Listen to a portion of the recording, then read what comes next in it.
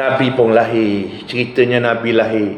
Ayah dia nama Abdullah bin Abdul Muttalib, Bani Hashim, keturunan Quraisy yang besar.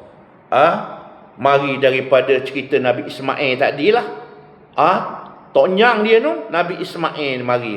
Mekah tak ada orang masa tu. Apabila mari Nabi Ismail dengan mak dia, mari Nabi Ibrahim buat Kaabah. Lepas tu mari pula daripada Yaman, daripada mana bawa bibiri tu, iaitulah Bani Jurhum dengan Khuza'ah. Beranak-beranak capur punya capur sampai ke zaman Nabi tu, tahun gajah dia panggil. Tahun gajah. Tahun gajah. Orang Islam, orang Arab tak ada tahun. Tak ada tahun dia tak maju. Rom tak ambuh Mekah. Mekah ambuh. Parsi kuasa besar dunia tak ambuh. Tak ada kemajuan Mekah dengan ni. Mekah tak ada kemajuan. Rom dia pegang Turki. Dia pegang Syria, Jordan, Palestin. Parsi pula pegang Iraq, pegang Afghanistan, Pakistan. Ini kawasan yang dipegang oleh Parsi. Ambuh Mekah ambuh. Ketinggalan Mekah. Sampai tahun tak ada. Tahun tak ada. Hak tahun ada, hak Nasara, iaitulah Kristian. Dia panggil Masihi. Tahun Masihi. Tahun Masihi maknanya masa Nabi lahir tu lebih kurang 600 Masihi. Islam ada. Kalau tak ada ni, bubuh nama tahun gajah. Mari di zaman Nabi dak buat lagi tahun baru. Nama Abu Bakar dak buat. Zaman Sayyidina Umar, negara dah maju ni. Mai apa maju-maju tak ada tarikh letaklah tarikh lahir tarikh hijrah Nabi. Hari ni 1448 hijrah dia panggil. Nabi ni beranaklah mak dia nama Aminah. Aminah nama mak dia ni. Ayah dia nama Abdullah. Nama Abdullah dah dulu.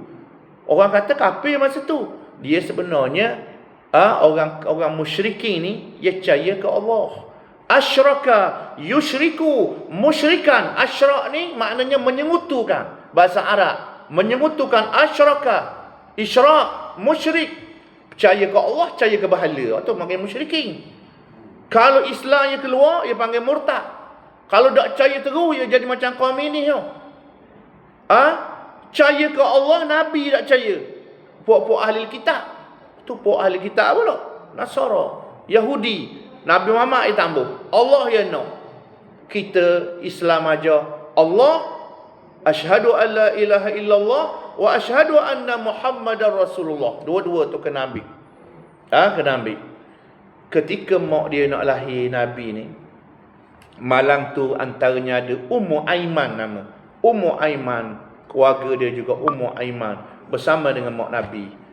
Ayah Nabi mati je dah. Masa dalam perut lagi. Mati belah lek Madinah dulu Yasrib. Madinah ni selepas Nabi mari ke Madinah tu, ke Yasrib bertukar nama Madinah. Mana Madinah ni makna bandar. Bandar Al-Munawwarah, Al-Madinatu Al-Munawwarah nama. Orang gelar nama gitu. Negara Islam tak ada boh.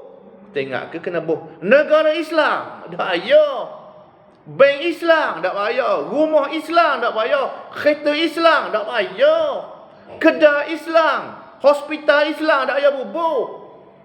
Dia tak ada. Islam ni duduk pada orang ni. Orang Islam, orang bukan Islam. Orang duduk situ. Dah, hospital nak buat lagu mana nak jadi Islam? Patuh syariah. Bank patuh syariah. Negara patuh syariah. Dia pergi situ. Bukan kena pun nama gitu.